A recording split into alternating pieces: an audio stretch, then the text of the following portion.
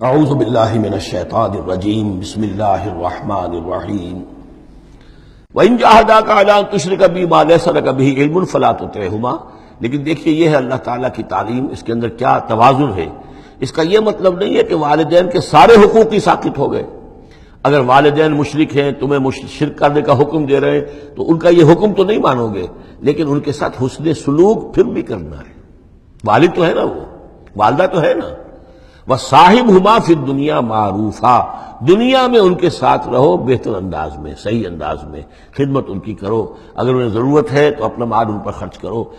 اس کے اندر یہ نہیں ہوگا کہ سارے حقوق ساقط ہو گئے، اب انہیں گالیاں دینی شروع کر دو یا ان کو جو ہے ستانا شروع کر دو، نہیں۔ لیکن اگر وہ اللہ کے حکم کے خلاف کوئی حکم دیتے تو مت مانو۔ وَاتَّبِعْ سَبِيلَ مَنْ أَنَابَ إِلَيَّ، اور پیروی کرو اس شخص کے راستے کی کہ جو میری طرف اپنا رخ کر چکا ہے۔ یعنی والدین کا اتباع نہیں ہے، والدین کی اطاعت نہیں ہے، والدین کے ساتھ حسن سلوک ہے۔ اطاعت ہوگی اگر اللہ کی اطاعت کے مطابق، اس کے دائرے کے اندر تو اطاعت بھی ہوگی، لیکن بالفعل اور آزادانہ کوئی اطاعت نہیں والدین کی۔ کہیں بھی قرآن مجید میں نہیں آیا اپنے والدین کی اطاعت کرو۔ کیا حکم دیا گیا؟ حسن سلوک، نیک سلوک، ان کی ضرورت، ان کی خبر گیری ہے، ان کی خدمت ہے، ان کی ضروریات کا لحاظ رکھنا، اس کا حکم ہے۔ باقی پیروی کرو اس شخص کی جس نے اپنا رخ میری طرف کر لیا ہے، وہ کوئی بھی ہے۔ پہلے انبیاء ہوتے تھے، انبیاء کی پیروی کرو، اب انبیاء نہیں ہیں، انبیاء کے خادم ہیں۔ انبیاء کی امتوں میں جو شخص بھی اٹھا ہے دین کی دعوت لے کر، جس نے اپنا رخ کر لیا ہے، جس نے کہا میں چل رہا ہوں اللہ کے راستے میں، کون میرا ساتھی بنتا ہے، تو پیروی کرو اس کی۔ وَاتَّبِعْ سَبِيلَ مَنْ أَنَابَ إِلَيَّ، پیروی کرو اس شخص کے راستے کی جس نے اپنا رخ میری طرف کر لیا ہے۔ ثُمَّ إِلَيَّ مَرْجِعُكُمْ، پھر میری ہی طرف تم سب کا لوٹنا ہے۔ والدین بھی یہیں آ جائیں گے میرے پاس، تم بھی آ جاؤ گے۔ فَأُنَبِّئُكُم بِمَا كُنتُمْ تَعْمَلُونَ، پھر میں تمہیں جتلا دوں گا جو کچھ کہ تم کرتے رہے تھے۔ اب یہاں بیچ میں جو آگے اللہ کی طرف سے آگے یعنی حضرت لقمان کی نصیحت صرف ابھی ایک آئی تھی، یا بنی لا تشرک باللہ ان الشرک لظلم عظیم، اے میرے بچے شرک مت کرنا اللہ کے ساتھ، اس لیے کہ شرک جو ہے بہت بڑا ظلم ہے، بہت بڑی ناانصافی ہے۔ دوسری وصیت ان کی کیا ہے؟ یا بنی انہا ان تک مثقال حبۃ من خردل فتکن فی صخرۃ او فی السماوات او فی الارض یأت بها اللہ ان اللہ لطیف خبیر۔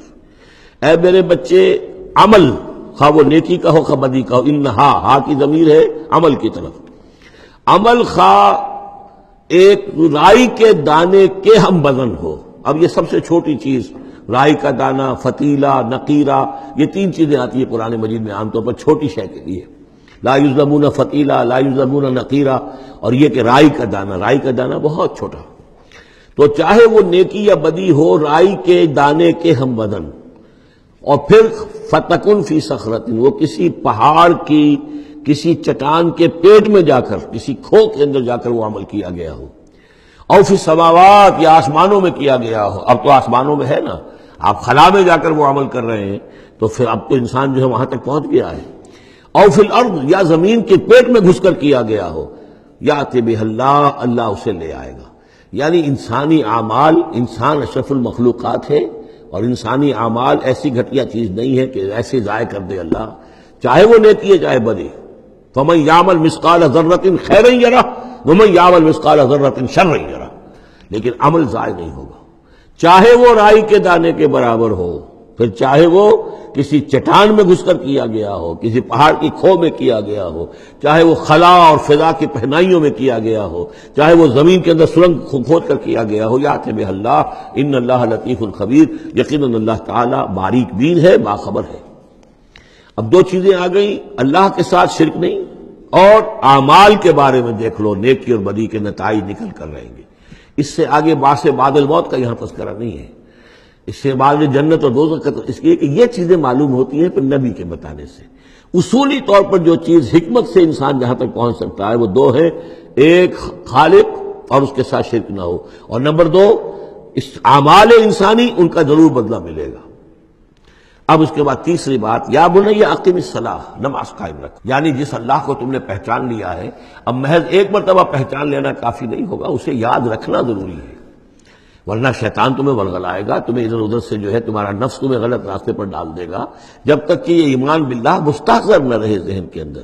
اور ایمان باللہ کو مستحضر رکھنے کے لیے ذکر ہے جو ہم پڑھ چکے ہیں، اتل ما اوحی الیک من الکتاب واقم الصلاۃ، ان الصلاۃ تنہی عن الفحشاء والمنکر. لہذا اب نماز کون سی تھی وہ ہم نہیں جانتے، لیکن کوئی ذریعہ ایسا ہونا چاہیے کہ تم اللہ کو یاد کیا کرو. یا بنی اقم الصلاۃ. اور نمبر 4 وامر بالمعروف وانہی عن المنکر، اور نیکی کا حکم دو اور بدی سے روکو. یہ بھی تمہاری ذمہ داریوں میں سے ہے. یہ بھی انسان کی، یوں سمجھیے کہ اس کی انسانیت، اس کی شرافت، اس کی مروت کا تقاضا ہے کہ وہ اپنے جو ابنائے نو ہیں، جو بھی انسان ہیں، ان کی بھلائی کے لیے کوشاں ہوں. اور سب سے بڑی بھلائی ان کی، سب سے بڑی خدمت یہی ہے کہ انہیں برائیوں سے روکا جائے اور بھلائیوں کی دعوت دی جائے. وَاصْبِرْ عَلَىٰ مَا أَصَابَكَ. اور یہ بھی جان لو کہ اگر یہ امر بالمعروف و نہی عن المنکر کرو گے تو تکلیفیں آئیں گی، مصیبت آئیں گی. پسند تو کسی کو نہیں ہے کہ آپ اس پر تنقید کریں. اگر آپ کسی بچے کو بھی سڑک پر کھیل رہا ہو، گلی میں کھیل رہا ہو، اگر آپ اس سے کہہ دیں کہ بیٹے یہ کوئی کرکٹ کھیلنے کی جگہ نہیں ہے، کسی کی گاڑی کا شیشہ توڑو گے تم، تو آپ دیکھ لیجئے پھر کیا آپ کا وہ اس کو کیا جواب دے گا آپ کو. اسی لیے آپ بولتے ہی نہیں ہیں کہ اپنی عزت لے کر وہاں سے نکل جائیں. تو کسی کو بھی نصیحت پسند نہیں ہے، حق کڑوا ہے. لہذا آپ اگر حق کہنا ہے اور نصیحت کرنی ہے تو پھر تیار رہو کہ وہ ممکن ہے تمہیں پلٹ کر گالی دے دے، وہ کہے کہ تم پہلے ذرا اپنے دامن کو دیکھو تمہارے کتنے دھبے ہیں. اب جو بھی ہو برداشت کرو. اور اگر کوئی بڑی بات ہے، اگر فرعون کے سامنے جا کر حق کہو گے تو وہ تو کہے گا کہ میں تمہیں جیل میں ڈالوں گا. تو اس طریقے سے یہ وَاصْبِرْ عَلَىٰ مَا أَصَابَكَ، پھر جو شے بھی تم پر آئے اس پر صبر کرو. إِنَّ ذَلِكَ مِنْ عَزْمِ الْأُمُورِ، یقیناً یہ چیزیں ہیں جو بڑی ہمت کے کاموں میں سے. گویا کہ وہ چاروں چیزیں اس میں آ گئیں. وَالْعَصْرِ إِنَّ الْإِنسَانَ لَفِي خُسْرٍ إِلَّا الَّذِينَ آمَنُوا وَعَمِلُوا الصَّالِحَاتِ وَتَوَاصَوْا بِالْحَقِّ وَتَوَاصَوْا بِالصَّبْرِ. یہاں اصطلاحات علیحدہ ہو گئی. تواسی کے بجائے امر بالمعروف نہی عن المنکر آ گیا. صبر جو کا تو ہے. باقی ایمان اور وہ تمام چیزیں، اعمال صالحہ میں سے نماز آ گئی، والدین کے ساتھ حسن سلوک آ گیا. آخری 2 آیتیں ہیں وَلَا تُصَعِّرْ خَدَّكَ لِلنَّاسِ.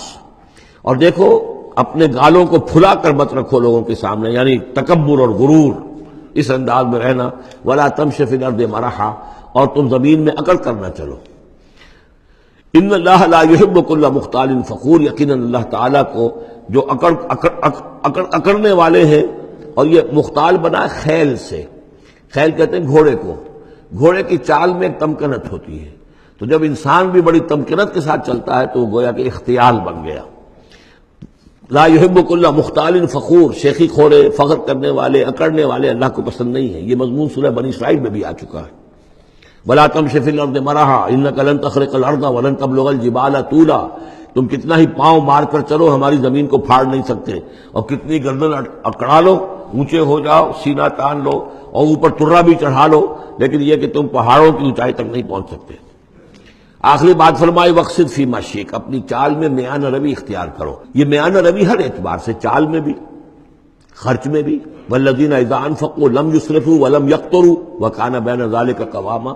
یہ ایک میچور شخصیت کا کہ اس کے اندر ہر اعتبار سے معلوم توازن ہو، انتہا پسندی کسی بھی اعتبار سے نہ ہو. وَاقْصِدْ فِي مَشْيِكَ وَاغْضُضْ مِنْ صَوْتِكَ، اور اپنی آواز کو پست رکھو. اس کا مطلب کیا ہے کہ کہیں کوئی آرگومنٹ ہے، کوئی جھگڑا ہو گیا ہے تو آواز کو بلند کرنے کی کوشش نہ کرو، بات اپنی کرو. عام طور پر یہ ہوتا ہے کہ جب آدمی دیکھتا ہے کہ میری دلیل تو کمزور پڑ گئی تو پھر وہ اپنی آواز کی والیوم بڑھا کر کوشش کرتا ہے کہ کمپنسیٹ کرے کہ دلیل عقلی اعتبار سے تو کمزور ہے لیکن میری آواز جو ہے وہ اس کے اندر وزن پیدا کر دے. وَلَا وَاغْضُضْ مِنْ صَوْتِكَ، اور دیکھو إِنَّ أَنكَرَ الْأَصْوَاتِ لَصَوْتُ الْحَمِيرِ، آواز جو گدھے کی ہوتی ہے وہ ڈھیچو ڈھیچو جب کرتا ہے تو بلند تو وہ بہت ہوتی ہے لیکن کس قدر ناپسندیدہ آواز ہے، کتنی ناپسندیدہ آواز ہے. تو آواز کی بلندی کوئی حسن نہیں ہے، اصل تو یہ شے ہے کہ آپ جو بات کہیں وہ وزنی ہو، وہ دلیل کے ساتھ ہو اور وہ آپ اپنی بات کو منوا سکیں اس کے حوالے سے. تو یہ ہے 8 آیات پر مشتمل جو رکوع ہے، یہ دوسرا رکوع سورہ مبارکہ کا. یہ ہمارے اس منتخب نصاب کا تیسرا سبق ہے. صدق اللہ العظیم.